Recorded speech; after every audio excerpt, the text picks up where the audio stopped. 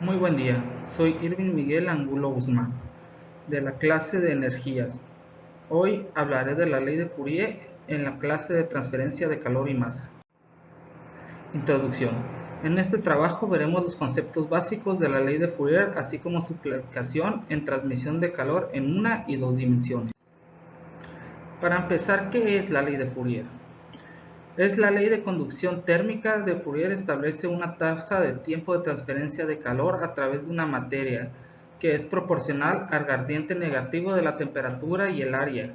La ley de enfriamiento de Newton es un análogo discreto de la ley de Fourier, mientras que la ley de Ohm es su análogo eléctrico de la ley de Fourier y las leyes de distribución de Fick es su análogo químico. Sea J la densidad de corriente de energía por unidad de área y por unidad de tiempo, que se establece en la barra debido a la diferencia de temperatura de dos puntos de la misma. La ley de Fourier afirma que hay una proporcionalidad entre el flujo de energía J y el gradiente de temperatura, siendo K una constante característica de la materia denominada conductividad térmica. Consideremos un elemento de la barra de la longitud de X y sección S. La energía que entra al elemento de volumen en la unidad de tiempo es JS y la que sale es JS. La energía del elemento cambia en la unidad de tiempo de una cantidad igual a la diferencia entre el flujo entrante y el flujo saliente, que estaría aquí escrita. Estas energías se emplea en cambiar la temperatura del elemento, la cantidad de energía absorbida o cedida de la unidad de tiempo por el elemento de igual al producto de la masa de dicho elemento por el calor específico y la variación de la temperatura. Igualmente, ambas expresiones y teniendo en cuenta la ley de Fourier, se obtiene una ecuación diferencial que se escribe la conducción térmica, que sería esta. Condición de calor en una dimensión. Se dice que en un problema de transferencia de calor en unidimensional y la temperatura en el medio varía en una sola dirección y por lo tanto el calor se transfiere en esa misma dirección al mismo tiempo que la variación de la temperatura y como consecuencia la transferencia de calor en otras direcciones es despreciable o cero. Ecuación unidimensional de la conducción de calor. La temperatura T es una magnitud, mientras que la transferencia de calor resulta ser un vector. Nosotros nos referimos como un vector, estamos diciendo que posee una magnitud y un vector. La conducción de calor puede ocurrir en varias dimensiones, como son las coordenadas X, Y y Z, pero referimos de conducción entre una nueva variable que sería el tiempo, por lo dado quedaría expresado de la siguiente manera. Aquí está. Las especificaciones de temperatura en un punto medio requieren una determinación de la ubicación de este punto. Para ello elegimos un sistema adecuado de coordenadas como son rectángulos, cilíndricos o esféricos. La temperatura de calor a menudo se clasifica en dos tipos de estados, los cuales se usan para un régimen estacionario o estable y para un régimen transitorio o no estable.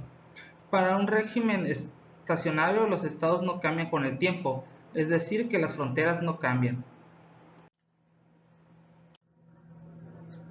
Pero para que el régimen transitorio los estados cambien con el tiempo, es decir, que de las fronteras cambian. Para la mayoría de los problemas que se presentan en la transferencia de calor, en las prácticas son el régimen transitorio, pero por su mejor estudio se los analiza bajo condiciones estacionarias. Aquí se representa el cambio de tiempo de 2 de la tarde a 5 de la tarde. Considerando la conducción de calor a través de una pared plana grande como la de una casa, el vidrio de una ventana es una sola hoja, la placa metálica de la base de una plancha, la conducción de calor en estas y muchas otras configuraciones geométricas se puede considerar unidimensional, ya que la conducción a través de ella será dominante en una dirección y despreciable en las demás. Conducción de calor en dos dimensiones. En algunos casos, la temperatura en un medio varía principalmente en dos direcciones primarias y la variación de temperatura en la tercera dirección, y por lo tanto la transferencia de calor en esta dirección es despreciable. En ese caso se dice que es un problema de transferencia de calor bidimensional. Aquí tenemos un ejemplo de cómo varios vectores generan varias direcciones.